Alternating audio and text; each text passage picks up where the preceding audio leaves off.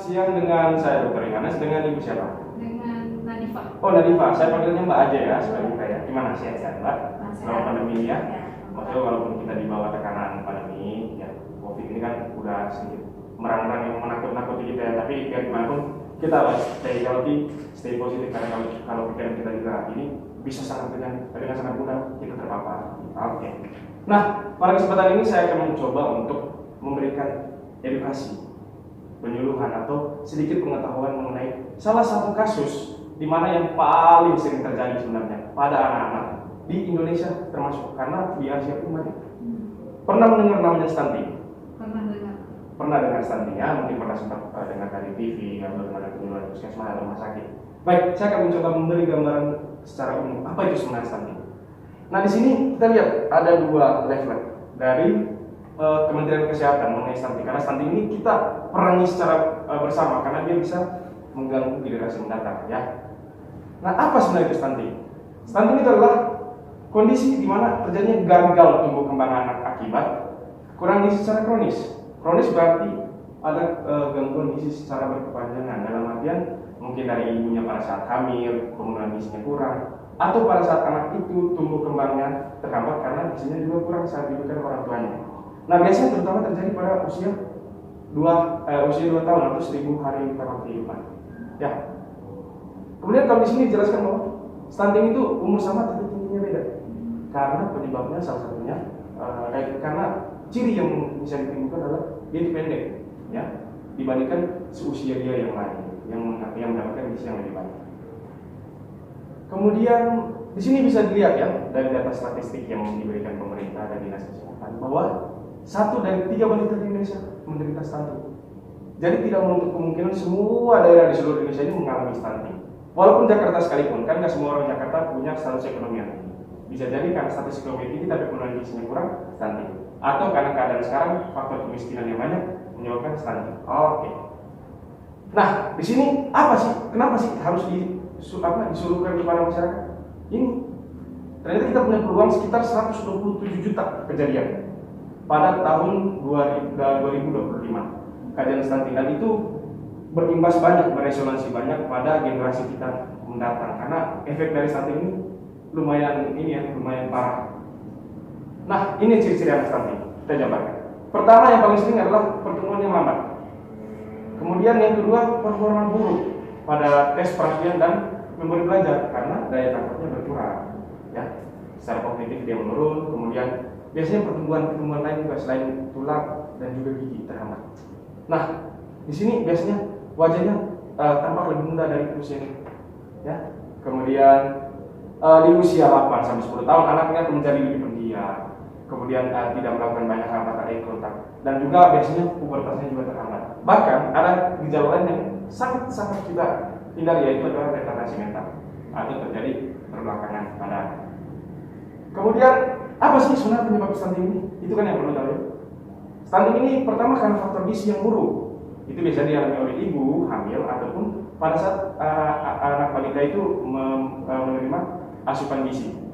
Kemudian biasanya kurangnya pengetahuan ibu ya mengenai prior knowledge dari ibu mengetahui tentang apa, memberi gizi terhadap anak pada saat melahirkan seperti apa, treatmentnya seperti apa. Itu biasanya kurang diketahui ibu karena mungkin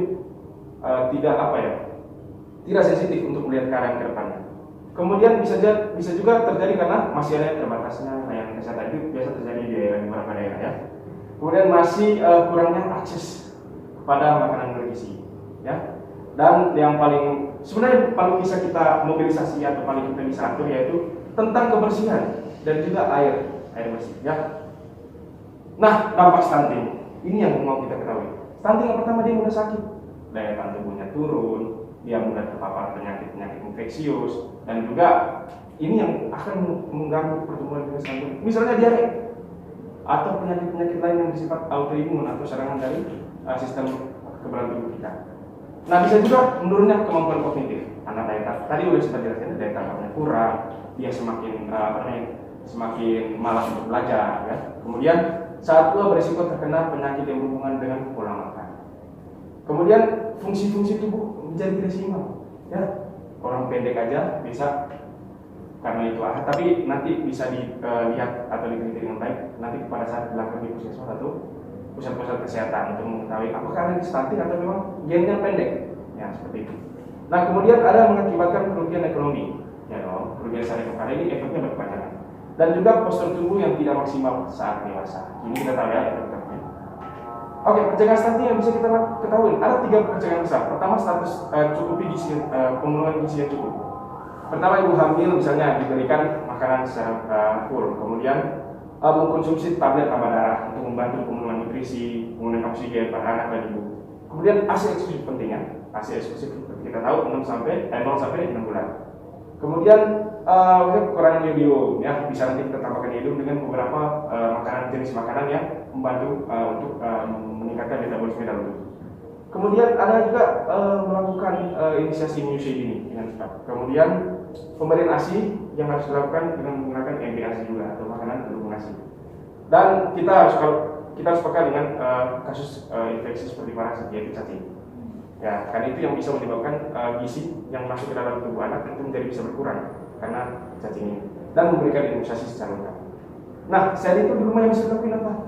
Akses air bersih harus tetap dijaga, ya. Kemudian keran air di mana, cara safety tank seperti apa, itu nanti bisa diedukasi. Mungkin ibu kan banyak bisa edukasi ke tetangga atau masyarakat sekitar. Ya, kemudian selalu menggunakan jaman yang sehat. Saya kira itu aja, ya. Sesederhana stunting itu apa? Mungkin ada pertanyaan dari Mbak Nalika, silakan. Kalau stunting itu bisa sembuh? Stunting bisa sembuh nggak? Baik. Pertanyaannya, terima kasih pertanyaan sangat bagus. Ini pertanyaannya supaya sederhana kita membangun prinsip atau cara berpikir orang mengenai stunting. Stunting itu sebenarnya bisa dicegah, tapi di bawah usia 2 tahun. Karena itu adalah masa di mana akan terjadi pertumbuhan yang sangat-sangat signifikan dan sangat baik. Tapi apabila di atas 2 tahun sudah mengalami stunting atau yang kita sebut orang sudah mengalami stunting, itu agak sedikit susah untuk disembuhkan. Paling yang kita akan remobilisasi atau kita perbaiki adalah status mentalnya, karena status gizinya supaya dia tidak gizi buruk dan secara mentalitas dia bisa terlatih dengan baik. Seperti itu ya. Mungkin itu saja dari saya. Terima kasih banyak kepada Mbak Nadifanya. Terima kasih atas perhatiannya. Semoga stunting di Indonesia bisa berkurang dengan saya memberikan penjelasan kepada Mbak bisa memberikan kepada yang lain. Ini akan bisa beresonansi ke seluruh masyarakat. Saya kira itu aja. Terima kasih Mbak. Mari kita cegah stunting. Berikan gizi yang baik kepada anak usia 0 sampai 2 tahun. Bantu calon ibu dan ibu serta jaga kebersihan. Cegah stunting, lindungi Indonesia.